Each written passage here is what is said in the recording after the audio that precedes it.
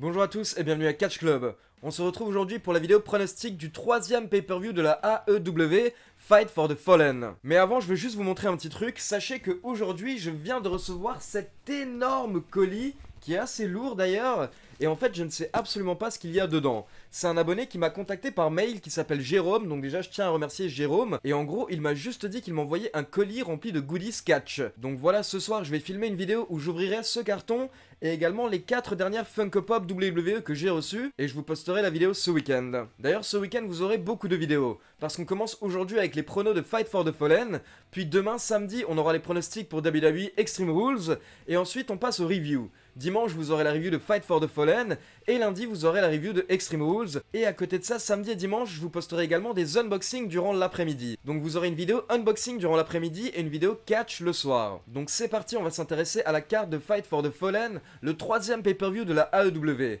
Et en fait, je tiens à préciser pour les personnes qui ne sont pas au courant qu'il y a déjà une espèce d'ordre d'importance au niveau des pay-per-view de la AEW. Et il faut savoir en fait que certains pay-per-view sont plus importants que d'autres. Du coup, par exemple, leur premier pay-per-view Double or Nothing était considéré comme un pay-per-view majeur, puis le pay-per-view du mois dernier Fighter Fest et le pay-per-view de ce mois-ci Fight for the Fallen sont considérés comme des pay-per-view légèrement moins importants. C'est-à-dire qu'on ne verra pas toutes les stars de la fédération lors de ces shows. Par contre, le mois prochain, on aura le droit à nouveau à un pay-per-view majeur de la fédération, et il s'agira de All Out. Et donc autant j'ai adoré leur premier pay-per-view Double or Nothing, autant je vous avoue que lors de Fighter Fest, selon moi, il y avait des hauts et des bas. Après, comme je l'ai déjà dit, je pense que c'est normal pour le moment, la fédération se cherche encore, elle tente des choses, mais je vous avoue qu'il y a certains angles qui ne m'intéressent déjà pas du tout. Donc voilà, comme d'habitude, je vais vous présenter la carte du show, tous les matchs auxquels on aura le droit, et je vais vous donner mes favoris pour chaque match. Et ensuite, on reviendra en profondeur sur le show dimanche lors de la review. Donc d'abord, on commence avec le kick-off de Fight for the Fallen. Pour ceux qui ne sont pas au courant, les kick-offs s'appellent les buy-in à la AEW. Et donc lors du buy-in, on aura le droit à 2 matchs. D'abord, on a le droit à un match solo entre Sonny Kiss et Peter Avalon. Peter Avalon qui sera accompagné par Leva Bates.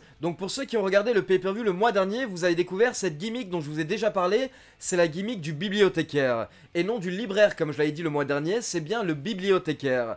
Donc en fait, il y a 2 personnes qui ont cette gimmick de bibliothécaire à la AEW, Peter Avalon et Leva Bates.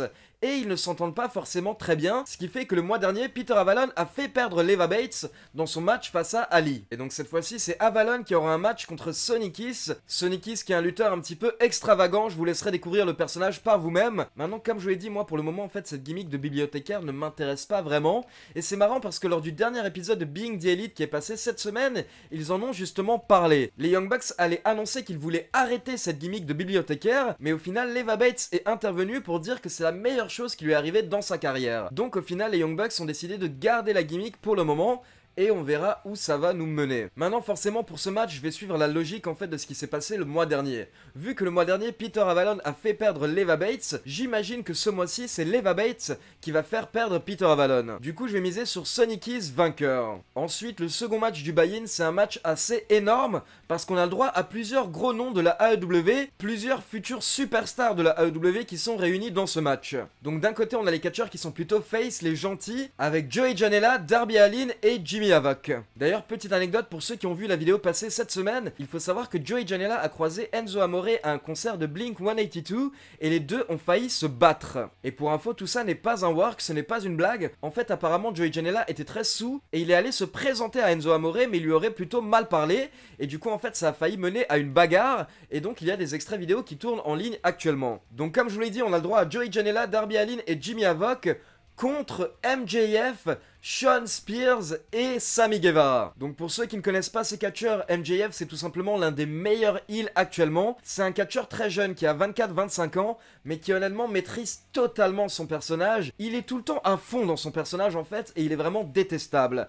À côté de ça, on a Shawn Spears. Donc Shawn Spears, pour ceux qui ne sont pas au courant, c'est Perfect 10, Ty Dillinger. Et en fait justement c'est intéressant de mettre MJF et Shawn Spears ensemble, parce que malgré le fait que tous les deux sont des heels, ce sont des méchants au niveau des personnages, il faut savoir qu'en fait pour ceux qui suivent la série Being the Elite, MJF est un petit peu devenu le poulain de Cody Rhodes, parce qu'en fait il utilise Cody Rhodes, il le manipule un petit peu. Il arrête pas d'être méchant avec tous les autres catcheurs, mais dès que Cody Rhodes arrive, en fait c'est comme s'il mettait un masque et d'un coup il fait semblant d'être gentil. Du coup Cody Rhodes est un petit peu tombé dans le panneau de MJF et il l'a pris sous son aile. C'est pour ça que le mois dernier, quand Cody Rhodes s'est fait attaquer par Shawn Spears, MJF est intervenu pour aider Cody Rhodes. Donc ce serait intéressant de voir la dynamique entre MJF et Shawn Spears, parce que forcément MJF doit tout de même faire semblant de vouloir défendre son mentor Cody Rhodes, donc forcément il est très énervé contre Shawn Spears. Et à côté de ça, le troisième membre de leur équipe maintenant, vous le connaissez bien, car il s'agit de Sammy Guevara. Donc vous avez déjà pu voir 2 fois Sammy Guevara sur la chaîne. Il avait pris le contrôle de Catch Club une première fois lors d'une vidéo news, puis une seconde fois lors de ma review du pay-per-view Fighter Fest. Et donc pour info, pour tous ceux qui l'attendent, sachez qu'actuellement il était très occupé, donc voilà, je l'ai laissé tranquille le temps qu'il puisse passer ce pay-per-view. Mais on va attaquer la vidéo interview la semaine prochaine, et en gros je donnerai les clés de Catch Club à Sammy Guevara, et il fera une vidéo où il répondra à toutes vos questions. Bonjour, Catch Club. It's Sammy Guevara, the best ever. And I'm actually on the way to the airport right now because today I'm flying out to Florida. Tomorrow I'll be wrestling in Jacksonville for Fight for the Fallen. And right now we're doing some predictions for Fight for the Fallen. Well, okay. Here's my prediction. I'll give you just one. Fight for the Fallen. You're going to see Sammy Guevara steal the show. That's a prediction. No. It's even better. It's a spoiler. The show gets stolen when I walk in.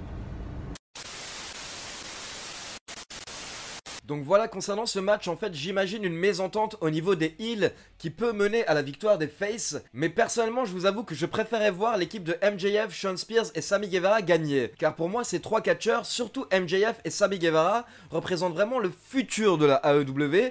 Donc personnellement je leur donnerai la victoire, mais par contre j'ajouterai une embrouille après le match où par exemple Shawn Spears attaquerait MJF comme il a attaqué Cody Rhodes. On passe maintenant à la carte principale et on commence avec un match féminin entre Brandi Rhodes et Ali. Donc je vous avoue que pour le moment la division féminine de la AEW ne m'intéresse pas vraiment parce qu'ils ne l'ont pas particulièrement bien buildé sur leurs différents shows en ligne. Maintenant Ali est sur une lancée, elle a gagné le mois dernier, donc personnellement je vais miser sur Ali qui bat Brandi Rhodes. On continue maintenant avec les matchs par équipe, et donc d'abord on a un match qui a été annoncé hier soir pendant le bug Twitter, car j'imagine que beaucoup d'entre vous se sont rendus compte que hier soir il y a eu un gros bug Twitter, Twitter ne fonctionnait plus pendant pas mal de temps. Et donc c'est un match entre 3 équipes, donc d'un côté on a les Dark Order, puis on a l'équipe de Luchasaurus et Jungle Boy, et enfin on a l'équipe de Angelico et Jack Evans.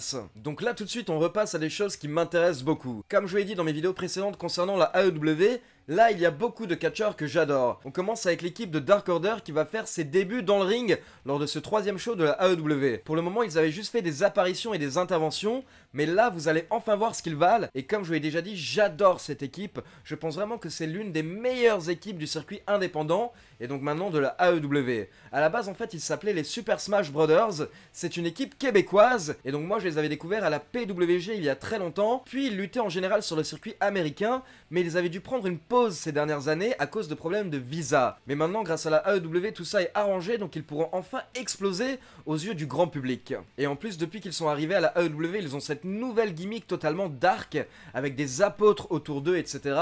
Donc j'ai vraiment hâte de voir comment est-ce que cette équipe va se développer. Ça c'est vraiment une bonne équipe pour un show de télé par exemple. À côté de ça on a 2 des favoris du public actuellement. Il s'agit de Luchasaurus et Jungle Boy, 2 amis en fait qui du coup luttent ensemble maintenant et qui sont considérés comme une équipe à la AEW. Personnellement, j'apprécie beaucoup les 2 catcheurs. Luchasaurus d'abord parce qu'il a une bonne gueule, il a un bon charisme. Son personnage en jette vraiment. Lui, pareil, il a un perso qui est vraiment fait pour la télé. Et à côté de ça, Jungle Boy, c'est un jeune type qui a la vingtaine et qui a vraiment envie d'apprendre, ça se voit. Et à côté de ça, on a 2 des meilleurs high flyers au monde, j'ai envie de dire, Angelico et Jack Evans. Maintenant, au niveau des vainqueurs, personnellement, je miserais sur le Dark Order. Parce que personnellement, si j'étais scénariste, mon but serait tout de suite de les builder comme une menace vraiment crédible. Leur personnage est vraiment très intéressant, comme je vous l'ai dit, il est dark, ça change, c'est toujours intéressant quand on a des personnages dark dans le catch. Donc maintenant, il faut les hyper, il faut les bâtir. Et quoi de mieux que de leur donner une victoire dès leur premier match à la AEW. Donc victoire des Dark Order, et ce serait cool par exemple après le match de voir tous leurs apôtres débarquer et de faire une petite attaque collective sur les autres équipes. On continue avec un autre match par équipe avec cette fois-ci deux des plus grosses équipes de la AEW. Il s'agit donc des membres de SCU, Frankie Kazarian et Scorpio Sky contre les Lucha Brothers, Pentagon et Phoenix. SCU, je pense que leur rôle à la AEW sera surtout de mettre les jeunes talents en avant. On pourra les mettre face à n'importe qui et ils pourront toujours nous sortir de très bons matchs. Maintenant, pour le moment, comme Pentagon et Phoenix restent en équipe, je pense qu'il faut tout de même leur donner des victoires, car ils ont perdu lors des deux premiers pay-per-view de la AEW et ils sont censés être des grands noms de cette fédération, donc maintenant lors de ce show il serait temps de leur donner une victoire. Donc personnellement je vais miser sur les Lucha Brothers vainqueurs et je pense qu'encore une fois on aura le droit à un très bon match. Ensuite, avant de passer aux 3 derniers matchs, il faut savoir que Chris Jericho sera présent lors de Fight for the Fallen pour un segment au micro. Donc en gros en fait il a annoncé qu'il sera présent pour faire un speech. Donc voilà, Chris Jericho sera sûrement là pour parler de Adam Page, car pour rappel en fait il aura un match face à Hangman Adam Page lors du prochain pay-per-view de la AEW All Out en août, et ce match sera pour déterminer le premier champion du monde poids lourd de la AEW. Donc voilà, Chris Jericho est clairement l'un des meilleurs catcheurs au micro, donc forcément je pense que son segment sera plutôt divertissant. Et donc justement en parlant de l'adversaire de Chris Jericho, on passe au prochain match entre Adam Page et Kip Sabian. Et donc là justement je vais revenir sur l'une des choses qui me dérange un petit peu à la AEW. Parce que comme je vous l'ai dit, lors de All Out, on aura le droit à un match pour couronner le premier champion du monde entre Adam Page et Chris Jericho. Mais honnêtement, je ne trouve pas que depuis ces 2 derniers mois, Adam Page a été buildé comme un main eventer et comme un champion du monde potentiel. D'abord, lors du premier show de la AEW, il faisait partie de la bataille royale lors du pré-show. Ensuite, le mois dernier, il a fait partie d'un match à 4 contre 3 catcheurs qui honnêtement font plutôt partie du milieu de carte et qui ne peuvent pas être considérés comme des main eventers. Et donc là, lors de Fight for the Fallen, il va affronter Kip Sabian. Donc honnêtement, Kip Sabian est un bon nom du circuit indépendant, mais il ne peut clairement pas être considéré comme un main eventer. Donc voilà, je vous avoue que je suis un petit peu déçu en fait du build de Adam Page. Parce que pour moi, en fait, le premier match pour couronner le premier champion de la AEW, ça doit être historique. Et les 2 participants de ce match devraient actuellement être les centres d'attention de la AEW. Parce que potentiellement, l'un de ces 2 catcheurs va devenir le premier champion du monde de la fédération. Et le titre de champion du monde, ça doit toujours être ce qu'il y a de plus important dans une fédération. Donc je vous avoue que je suis vraiment étonné de la construction de ce match pour le moment. Maintenant, j'imagine que leur match lors de All Out va être génial et surtout que la foule à Chicago lors de All Out va être incroyable. Donc une fois qu'on arrivera au match, je pense que le match sera superbe. Mais par contre, la construction du match pour le moment laisse à désirer. Qui sait, peut-être qu'ils vont accélérer lors de Fight for the Fallen. Mais en tout cas, selon moi, Adam Page aurait dû avoir des adversaires beaucoup plus importants le mois dernier et ce mois-ci. Comme ça, il aurait pu avoir 2 grosses victoires avant son match face à Chris Jericho. Du coup, forcément, par rapport à ce match, je vais forcément miser sur Adam Page parce que ce serait vraiment totalement stupide que de le faire perdre juste avant son match face à Chris Jericho. On passe maintenant aux 2 matchs qu'on peut considérer comme des main events de Fight for the Fallen. Donc d'abord, on va commencer avec le match solo entre Kenny Omega et Shima. Donc pour tous les fans de catch japonais, on peut clairement considérer ça comme un dream match. Parce que Shima était l'une des stars de la Dragon Gate, et à côté de ça, Kenny Omega était tout simplement le gaijin, le catcheur étranger le plus connu ces dernières années au Japon. Et il était champion du monde de la New Japan, et pour beaucoup c'est même tout simplement le meilleur catcheur au monde. Et ce qui est intéressant avec ces catcheurs, c'est que ce sont vraiment des catcheurs qui ont leur propre style, et qui savent s'adapter à tous les styles. Donc honnêtement, je ne rigole pas quand j'appelle ça un dream match, et je pense vraiment que si on leur donne 20 ou 25 minutes, on va avoir le droit à un match incroyable. Donc voilà, j'espère que je ne m'emballe pas, j'espère que je ne serai pas déçu, mais je m'attends à beaucoup par rapport à ce match. Et pour ce match, je vais miser sur Kenny Omega vainqueur. À moins qu'on ait le droit à une intervention extérieure, qui sait, peut-être que Chris Jericho va intervenir par exemple pendant ce match. Par contre, pour info, Jon Moxley ne sera pas présent lors de ce show, parce que comme je vous l'ai dit, en fait, ces pay-per-views sont considérés comme des pay-per-views mineurs de la AEW, donc la AEW ne souhaite pas mettre toutes ses stars lors de ces pay-per-views mineurs, elle souhaite les garder plutôt pour les pay-per-views majeurs, comme le mois prochain All Out. Donc en fait, ce week-end, Jon Moxley sera au Japon, et il fera ses débuts lors du G1 Climax.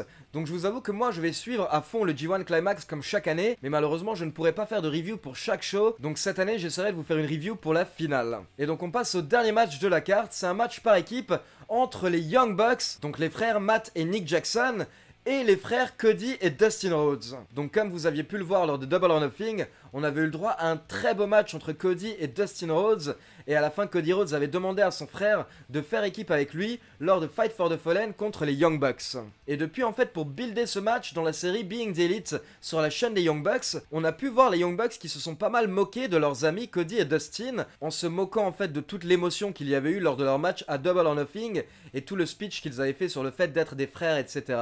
Donc voilà, lors de ce match, les Young Bucks vont clairement plutôt jouer les heels face aux frères Cody et Dustin Rhodes. Donc là, forcément, je pense qu'on va avoir le droit à un gros match.